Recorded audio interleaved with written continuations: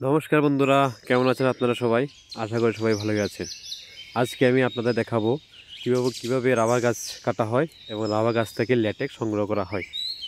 আমরা যারা রাবার চাষিরা আছি, আমরা বন্যা হতেই রাবার গাছ কাটার উদ্দেশ্যে বাড়ি থেকে রওনা দিতে হয়। এখন ঘড়িতে বাজে ভোর 4:30।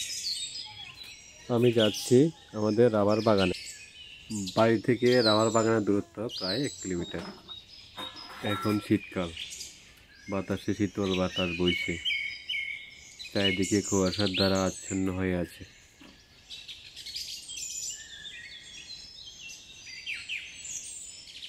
চলে আসলাম রাবার বাগানে।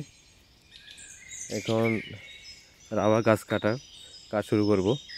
রাবার গাছ কাটার আগে রাবারের বাটির মধ্যে আগে যেদিন রাবার কেটেছিলাম ওই দিনের কিছু পুরানো রাবার বা স্ক্র্যাপ বাটির মধ্যে রয়ে গেছে, ওইটা আগে পরিষ্কার করবো। তারপর দেখুন আমি কিভাবে একদিন আগের রাবার কীভাবে বাড়ি থেকে পরিষ্কার করি। দেখুন,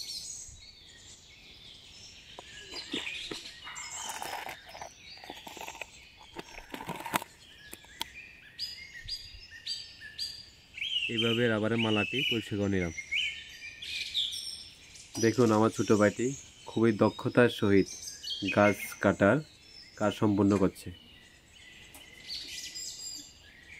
কত সুন্দরভাবে গাছ থেকে ল্যাটেক্স বের হয়ে যাচ্ছে, যেটাকে আমরা আমাদের গ্রামীণ ভাষায় রাবারের কষ বলে থাকি।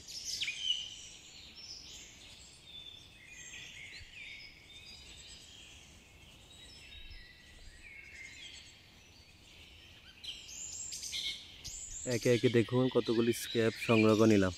প্রায় একটি ব্যাগের অর্ধেক ব্যাগের স্ক্র্যাপে পরিপূর্ণ হয়ে গেল।